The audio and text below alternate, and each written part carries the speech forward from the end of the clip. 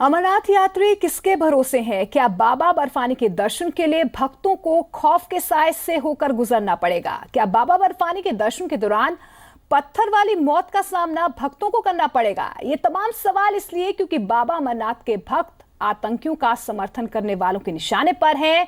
बाबा बर्फानी के दर्शन कर लौटे लोगों की आंखों में मौत से बचकर आने का मंजर है।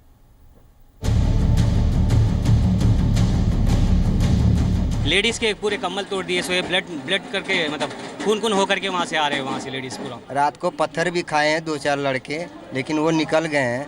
लेकिन शुक्र है ऊपर वाले भगवान की कि वो बच गए। वहाँ रातों दिन पथराव होती है। वहाँ के पब्लिक जो है कि आम जनता को सता रही है। 3 दिन हो गए हैं वहाँ पर। सुबह बस में बैठा रहा 7 बजे से, और 12 बजे कहते हैं बस जाएगी, फिर कहते हैं 2 बजे बस ली जाएगी। कर्फ्यू लगा हुआ है। इन आंखों में अब तक खौफ है। इन्हें भरोसा नहीं हो रहा कि वो स्वर्ग कहे जाने वाले कश्मीर में नर्क वाले दिन देखकर जिंदा वापस आ गए हैं। अमरनाथ यात्रा पर गए इन भक्तों को बाबा बर्फानी का ही आशीर्वाद था जो जिंदा वापस आ गए। लेकिन जितने दिन वहां रहे पत्थरबाजों के निशाने पर रहे। इन्हें पता नहीं होता था कि इनकी कैंप पर कब पत्थर बरस जाएं और किस पत्थर पर इनकी मौत लिखी हो।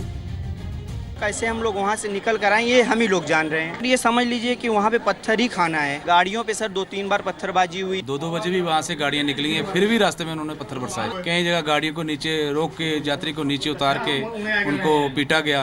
पेड़ काट के डाले, बड़े बड़े जितने पत्थर वो उठा के डाले रोड में। यात्रियों को मारा भी जाता है, सब कुछ किया जाता है।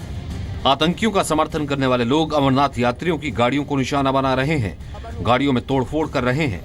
यात्रियों से मारपीट की घटनाएं इतनी ज्यादा हो रही हैं कि कई यात्री बाबा बर्फानी के दर्शन किए बिना वापस लौट गए, और जो दर्शन करके वापस लौटे हैं उनकी बातें सुनकर आपकी रूह कांप जाएगी। अगर कुछ छोटे मोटे प्रॉब्लम खड़े होते हैं तो ये वो आपस में सुलझा सकते हैं। ये काम पुलिस कर सकती है, सुरक्षा कर्मी कर सकते हैं। कोई एडमिनिस्ट्रेशन नहीं, कोई लॉ एंड ऑर्डर नहीं है, बिल्कुल जीरो है। टूरिस्ट को तंग किया जा रहा है, गाड़ियाँ रोकी जा रही हैं। रात को चोरों की तरह करने यात्रा छोड़ रहे हैं। हमारे निर्मल सिंह डिप्टी सीएम पहले बहुत बड़ी बड़ी बातें करते थे, अब कहाँ चले गए हैं? जम्मू से श्रद्धालुओं को लेकर गए टैक्सी ऑपरेटर्स का तो आरोप है कि 8 जुलाई को भड़की हिंसा के बाद तकरीबन 200 से ज्यादा गाड़ियों में तोड़फोड़ की गई। इन गाड़ियों में हजारों श्रद्धालु थे। इन श्रद्धालुओं को पत्थरबाजों ने निशाना बनाया। जिनकी किस्मत अच्छी थी वो बचकर वापस आ गए, लेकिन राज्य सरकार और राज्य की पुलिस तमाशबीन बनी रही। जो लोग हमारे आ रहे हैं, रातों रात आ रहे हैं, यात्रा को सेव करके आ रहे हैं, यात्रियों को सेव करके आ रहे हैं, उनका सबसे बड़ा हमारा जो फ़र्ज़ बनता है हमारे ड्राइवरों का कि वो उनको बचाएं। लेकिन उसमें हमारे ड्राइवरों का भी बहुत लॉस हुआ, हमारी गाड़ियों का लॉस हुआ। यही जगह पर हमारी गाड़ियों को रोका गया और उसमें उनकी पिटाई भी हुई। हमारे ड्राइवरों की पिटाई हुई, हमारी गाड़ियों को तोड़ा गया। बड़ी शर्म आ रही है हमें अपनी एडमिनिस्ट्रेशन से ये कहते हुए कि आपने इसी अवाम से वोट लेके आप उनके नुमाइंदे बने हुए हैं। अगर आपसे अपने वोटर, अपनी पब्लिक आपसे काबू में नहीं आ रही तो आपको शेम है। आपको किसने इनके नुमाइंदे बनाया है? हालांकि सरकारी दावे अलग हैं। दावा है कि अमरनाथ यात्रा में अब सब कुछ सामान्य है। अरेंजमेंट हर जगह जो है पुख्ता है। जैसे हमारे जम्मू में तो आपको बताइए कि अमरनाथ यात्री निवास में हर प्रकार की सुविधा जो है उनको अवेलेबल है। तो वो टोकन सिस्टम बहुत सुचारू रूप से चल रहा है, इसलिए लोगों में कोई परेशानी नहीं, कोई पैनिक नहीं है।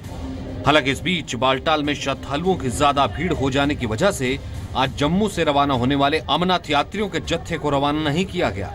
लेकिन जो सवाल बड़ा है उसका जवाब किसी के पास नहीं है। कश्मीर में श्रद्धालुओं को किस बात की सजा? अमरनाथ के भक्तों के लिए स्वर्ग क्यों बना नर्क? राजू केरनी के साथ जी मीडिया, जम्मू।